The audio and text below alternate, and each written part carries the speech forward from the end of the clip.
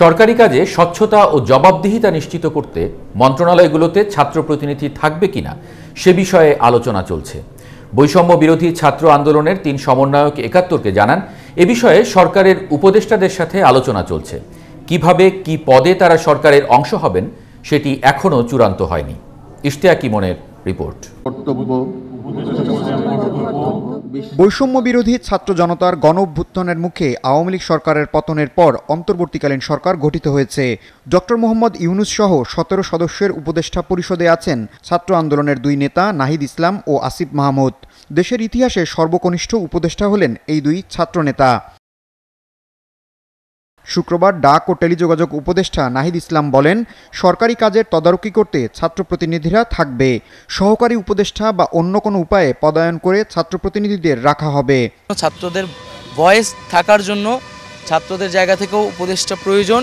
সেই জায়গা থেকেই আমরা ২ জন ছাত্র প্রতিনিধি এই উপদেষ্টা প্যানেলে রয়েছি এবং পাশাপাশি আরও আমাদের ছাত্র প্রতিনিধিরা অন্যান্য উপদেষ্টাদের সাথে সহকারী হিসেবে সামনের দিনে কাজ করার সুযোগ থাকবে। আন্দোলনের ৩ সমন্বয়ক ৭১কে জানান, বিষয়টি নিয়ে সরকারের সাথে আলোচনা চলছে।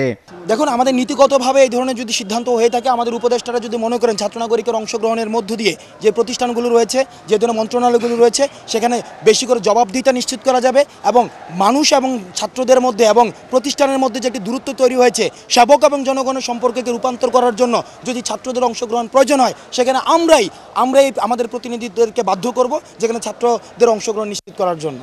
সমন্বয়ক আব্দুল হান্নান মাসুদ বলেন, প্রয়োজনে ছাত্র প্রতিনিধি থাকতে পারে, তবে চূড়ান্ত কোনো সিদ্ধান্ত এখনো হয়নি।